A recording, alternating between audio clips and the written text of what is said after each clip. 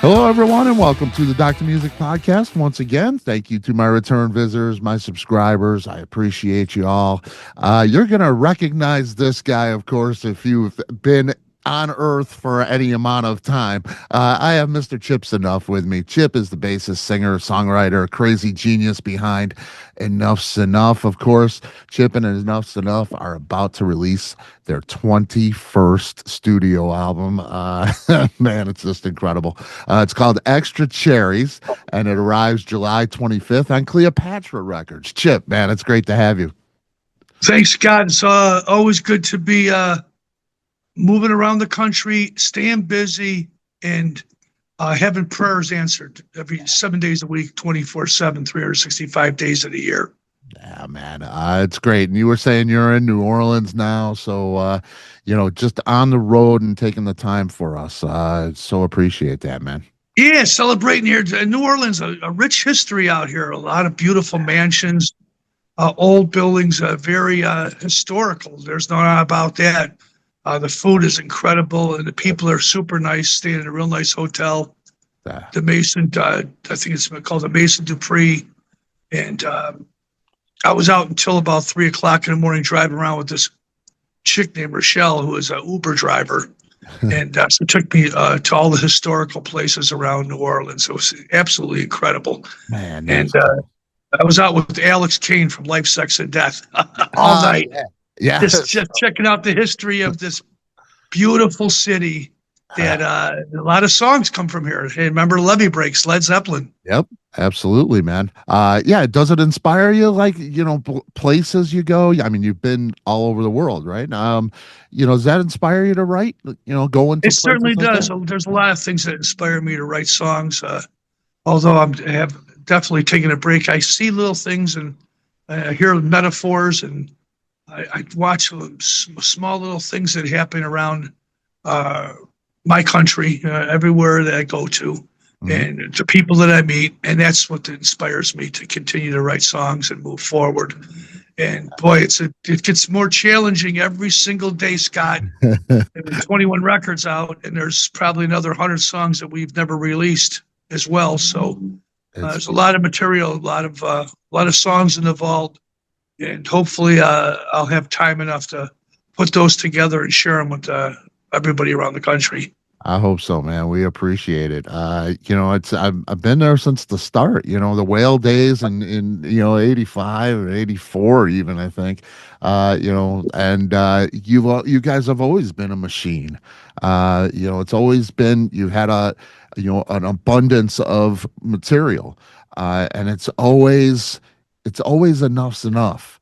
There's a certain vibe to it, man. How do you maintain that, that vibe? It's been there since the beginning, and it hasn't changed, even though lineup changes and things like that. The way you write is the way you write, man. Is there a formula to that, or how do you do it, man? I'd like to say there is. In the old days, it was Donnie Vie and myself coming up with all the material. And it was very challenging. There's not about that even back then, those old days, where I've mentioned it before, it was too much proc, not enough demand. But you keep working your way through. It's a blessing from above. Throughout the years, doing touring certainly helps a lot. But I think it's just a matter of just coming up and testing yourself every single day. It's a challenge for beyond belief. But it's all a test at the end of the day. What can you come up with? What kind of ideas are going to be inspiring? What kind of collaborations are in the works? I think it's a combination of a lot of different things. It's a big potpourri of just a Brinks truck full of ideas and memories that you just try to retain and put pen to paper and record the music to tape. And I tell you, those early days of recording, it seemed like it was much easier for us because at that time, there were so many bands, obviously, we were inspired by from across the pond. And then in this day and age here, I look at the newer bands that are coming out there, and I think they've taken the same approach because there's some really good music that a lot of people are missing right now because there's so much out there. Right. But rock and roll is still prevalent as far as I'm concerned. And Obviously the big bands are going to be playing stadiums and sheds and arenas, but the smaller bands that are coming up right now, they certainly have a lot to say, and I'm listening. Yeah, it's great to hear, man. Yeah, there's a ton of music.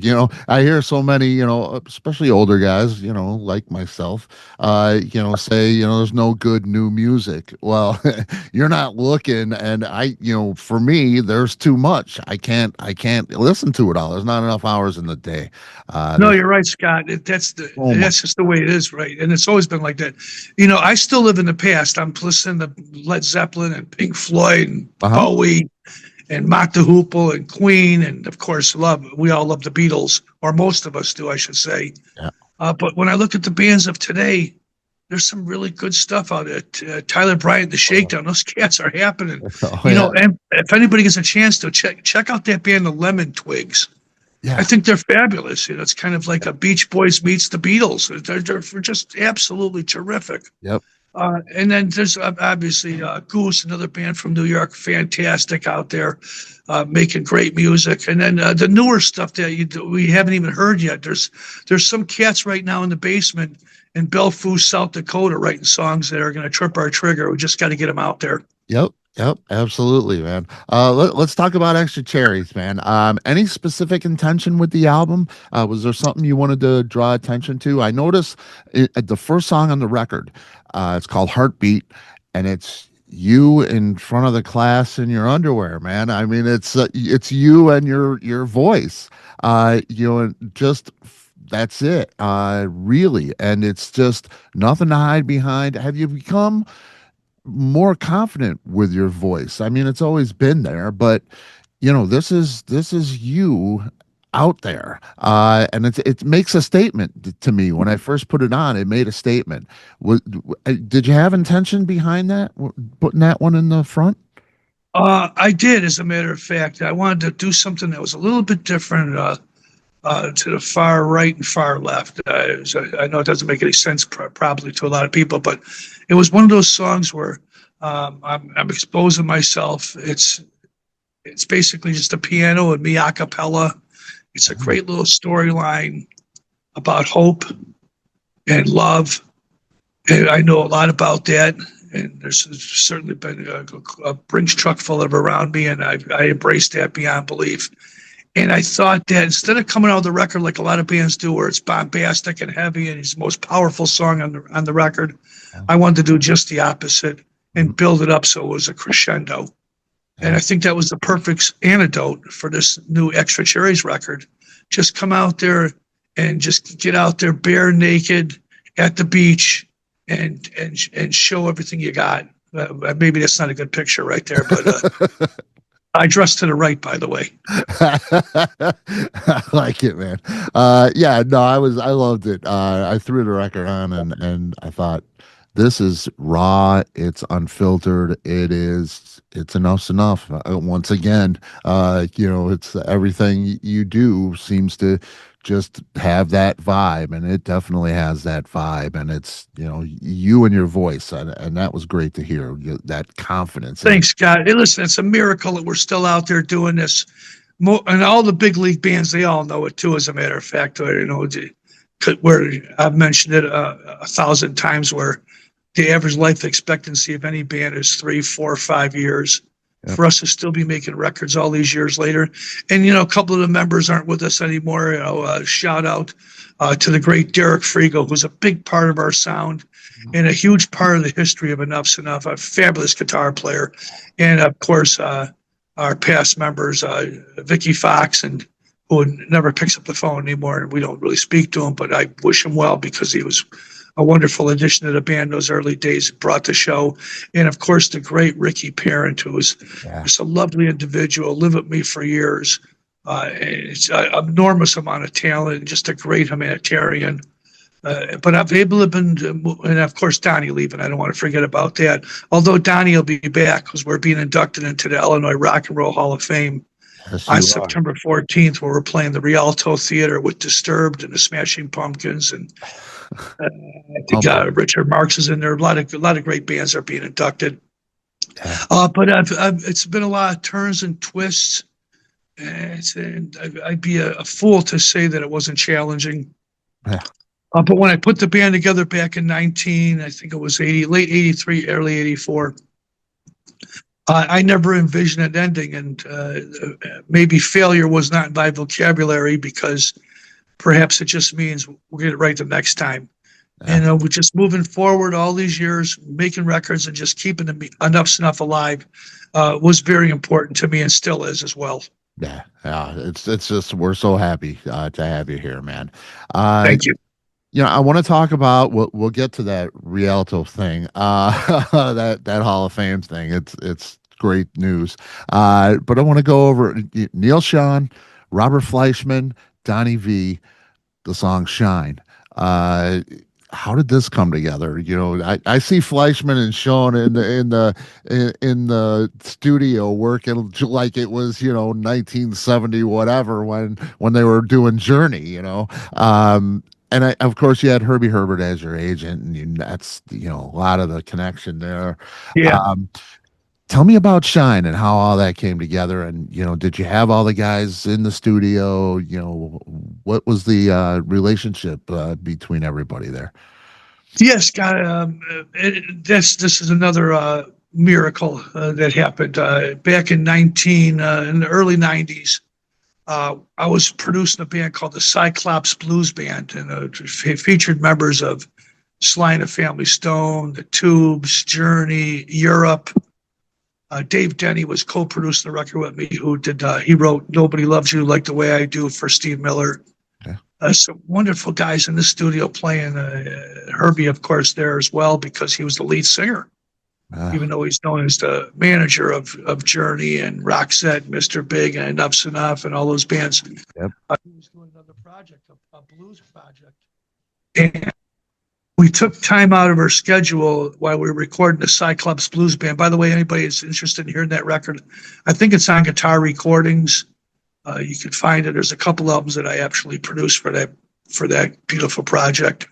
And Neal was playing on that, and he flew to Chicago, and we got him in the studio. We had a couple extra hours over at Chicago Recording Company. The old Chicago Recording Company is no longer there anymore, but it was a historical place where Genesis and Queen and all the big bands would go over there, and Michael Jackson recorded records over there.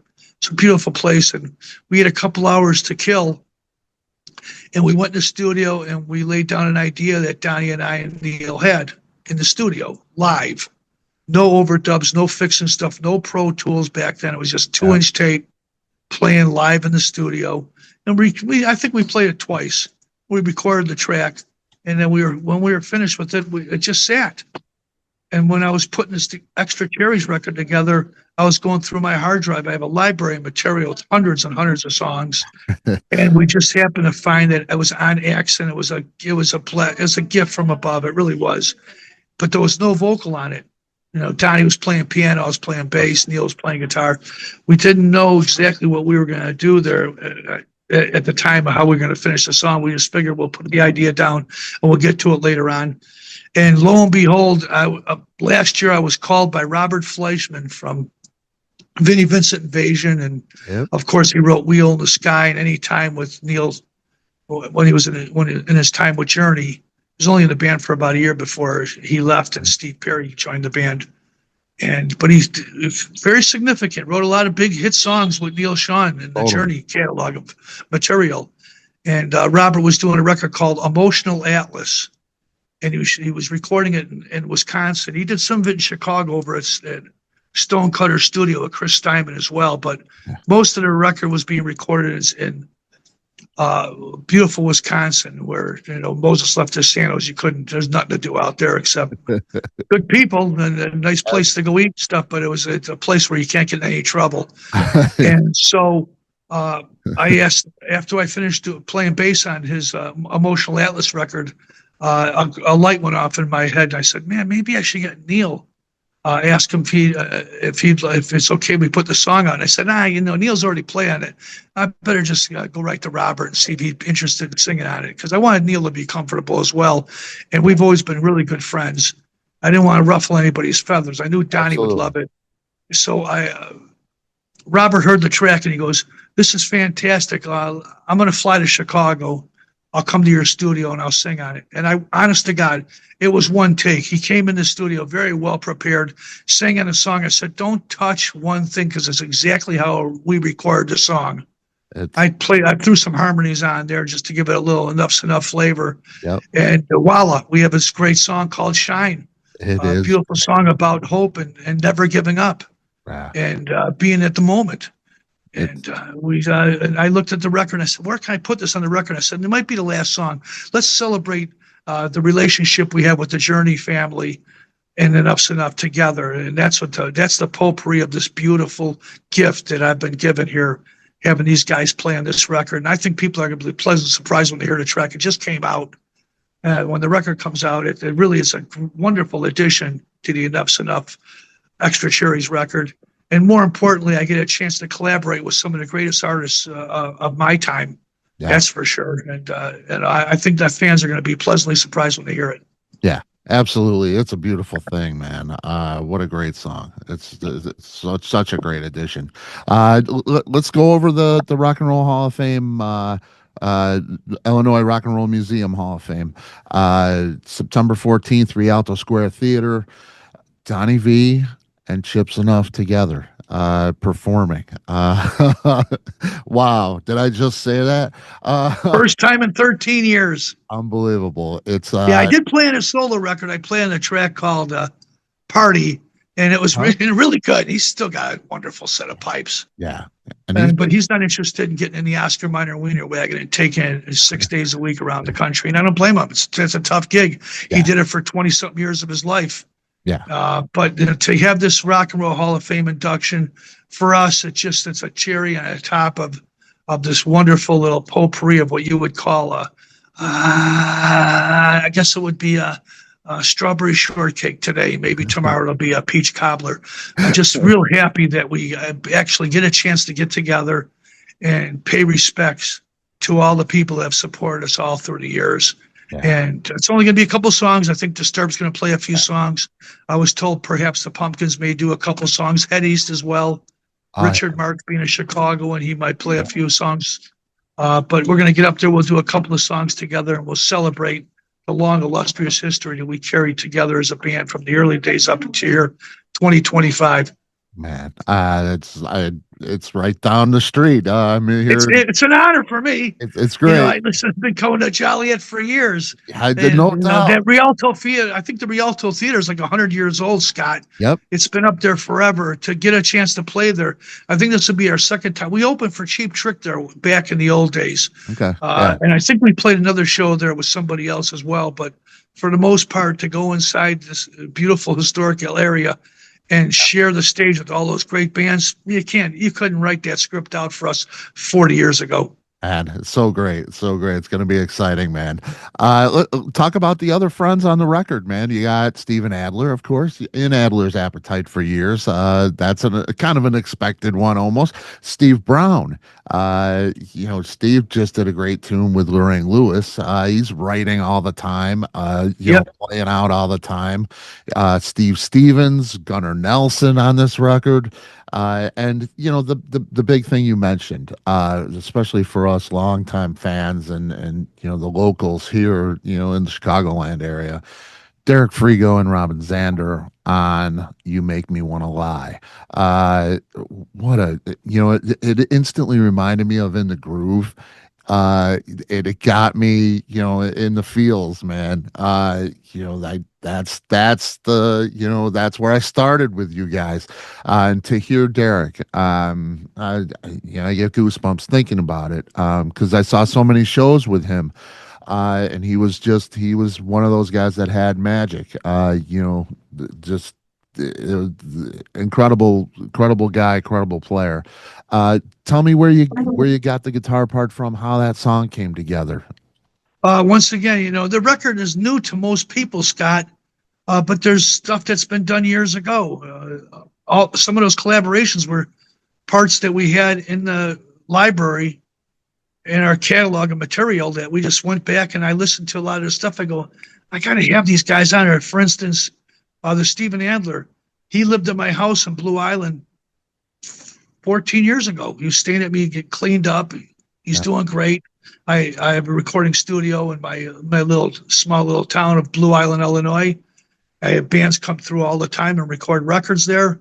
And it just so happens Steven and I were staying there for about a month.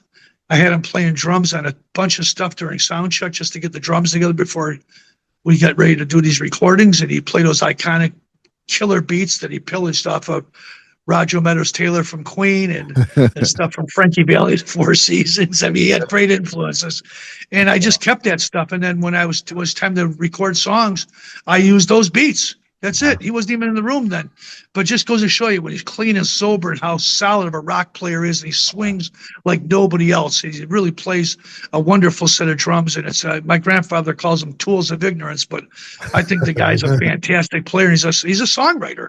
Yeah. So on the song Zillion Miles Away, that's Adler years ago playing drums with me. And I just put it together and rewrote the song that Donnie and I had created 30 years ago. It was an old tune. Changed a couple of words and kept the melody lines as pretty much the same because they were beautiful. Yeah. And bashed it out in 1 or 2 takes. The rest of the record, excluding Heavy Metal, which the drumming on that song was by a guy named Daniel Benjamin Hill. A lot of people might know him from the early days of Enuff Z'Nuff. Back in he joined the band in 2016. Mm-hmm. He left in 2021 because he's producing records now. He's a fabulous producer. He just didn't want to go on the road anymore. He did a fabulous job on Heavy Metal, and which we recorded not only at my crib, but we did it over at the Stonecutter Studio with Chris Diamonds, who did a lot of stuff for Kiss in the early days. And then, of course, the rest of the record, the drums, is all recorded by the great Dax Nielsen at Cheap Trick. He's played on a few of the last records, whether it's Brainwash Generation. He's on my Perfectly Imperfect record. Then he played on Finer Than Sin, and now here he is on Xtra Cherries. Just like solid as a rock drummer and a great human being. I'm just grateful to have him in the band. And the Robin Zander stuff that's on there, that was from an old recording that he did for me years ago. And I thought it'd be nice for him to have him set the table on the chorus of "You Make Me Want to Lie." And his pipes, you hear him and you go, "Oh, that guy says, what a beautiful singer." Just amazing. And it's just great to have his name on the record as well. Yeah. It'd be a disservice to me to not add him and his beautiful contribution. Yeah, and it's just a great song, man. I just love it, man. What a great centerpiece for the record. Really great. Heavy Metal. Go ahead. I was going to say most of these songs, are written through my kaleidoscope. A lot of colors, a lot of shapes, a lot of sizes. Mm-hmm. You don't know what to expect. Some of them, I like to leave the songs, the interpretation of the songs up to the individual, the fans out there listening to the song, because what it might mean to one person might mean something to another. That's much different. Yeah. But some of these songs are right on the borderline of R-rated, really exposing all that stuff that I've tried to hide for all these years. It's time to be transparent. I love it, man. Star. When you say R-rated, I think Star with Gunnar Nelson. Yeah, well, you can't go wrong. I think Mick Jagger's underrated as a lyricist. Okay, of course the Stones have great songs, and him and Richards have done wonderful things together. It's like just a great band beyond belief. Oh, yeah. But that song right there, that is really the epitome of hard rock. Yes. It bites you. It definitely. And, the lyric is just seething with just absolute. It's like a snake it's like a snake, or it's like maybe a knife. Okay, I'm trying to think of the right metaphor for that, but it just shows you how the Rolling Stones operate right there. It all starts with Jagger's beautiful vocal, and that one, he's seething with anger on that song, and that's what makes it exciting, because rock and roll shouldn't have any handcuffs unless you're behind closed doors. There you go. Talk about Heavy Metal, the single. It reminded me instantly of a Stone Temple Pilots song called Meadow. Very similar vibe, but it's not Enuff Z'Nuff. This is Enuff Z'Nuff. It's the epitome of what you do. You give a little nod to "We Will Rock You," here too on this record. So those influences, does it all play into the writing when you're writing? Do you think about those things, or is it just an organic, natural thing? Well, obviously, you show me a guy without influences, and I'll show you a guy who hasn't written one note. And I love the bands that you mentioned. I love Queen beyond belief. Stone Temple Pilots. I hail the DeLeo brothers. They love Enuff Z'Nuff too as well. I had no idea about any kind of similarities there. That's great that that's in there. Listen, we all swim in the same lake as far as I'm concerned. That heavy metal was written back in 2017. I was on another label at the time, and it got pushed back, and the label said, "Okay, well, we like these 12 songs, Chip. The other 7 of them you sent us, we're going to hold them back because I want to do a double record." And I was fine with that. And this year and year, it just sat there until my buddy Ben, my accountant, Long Grove, Illinois, says, "Man, why isn't heavy metal on the record, man? That's got to be on there. That's a great song." It is. I said, "Perhaps you're right." And when we were putting this whole Xtra Cherries album together, I crossed paths with that track again. I said, maybe there's something special here. And I went over to Stonecutter Studio at Chris Steinman's and added some guitar parts, and it just, voila, we came with some magical things happened with that track. And it's not really a metal song, although it's got elements of metal in it. It's more of a pop rock song, but it's a celebratory song. That's the thing I love about it. And I love the title, and I think it's a good hook. And who cares who drives the bus? Let's get to the picnic. Okay, I'm not going to worry about where it came from because all the songs are from above as far as I'm concerned. That's beautiful, man. Yeah, it's great. You got a pretty new lineup all the way around in the band. Does it create like any shift in the way, because it's Enuff Z'Nuff, it sounds, it's always has that sound, but when you get new players, it might be a challenge to line it up to get that guitar sound or that a certain sound out of the band. Was that a challenge at all, changing the lineup? No, it really wasn't, to be honest with you, Scott. I have Jason Camino playing guitar with us. He used to be in a band called the Nelsons. We toured with them years and years ago. We were doing stadiums and sheds and arenas, following around Guns N' Roses and Skid Row back in the 90s. And now here I am playing with Jason in the band. I got Gunnar Nelson playing on Star, beautiful slide guitar. Yeah. As far as I'm concerned, Jason knows the legacy of Enuff Z'Nuff and what we're all about. So it was pretty Sesame Street for him to get in there and play those great guitars. And I have Brent Arsmith playing drums with us now. He's not on the record, but he used to play with Mike Tramp's White Lion. And the guy is solid as a rock on drums. He's a wonderful singer. And Luis Cahill from Red Devil Vortex, that's a band to go check out. Red Devil Vortex, fantastic band. A little more metal than we are, but still melodic beyond belief. And he believes in the legacy. He loved Frigo's stuff. He was a big fan. He didn't even know about Enuff Z'Nuff when he met us, and then he heard the songs. He goes, "Man, this is great stuff." And then when I asked him to join the band, he said, "I'd be honored to. If I'm not touring with my band, I'll come out and do every single show with you cats." So I got a wonderful band that's rock solid, believes in the legacy of Enuff Z'Nuff, and they just come down and play their instruments, and there's no rules or regulations here. I want the guys to play their stuff. The last thing a producer wants to do is tell the other cat what to play. You sort of want to find out, you want them to be comfortable in the studio and come up with their best stuff, and I think that's one of the good things about great producers is they just get the great performances there because they're making the artist feel comfortable as possible. Yeah. There's no need to bully around. Of course, there's small little things with arrangements and colors and small little things that you're going to do in the studio that's going to help bring the recording to fruition. But for the most part, it's just about, a great song at the end of the day and coming up with a good performance. Yeah. And I think my band, the live, they're solid as a rock. You come out and see the band, every single show we play, there's no complaints at all because it's an arena band playing in a club. Yeah. And then when we get a chance to play the big places like the Summerfest or the Monsters of Rock cruises or Rocklahoma, you get a chance to see the band at its best right there on a big stage with a lot of people there. And these songs, they really speak and they're timeless.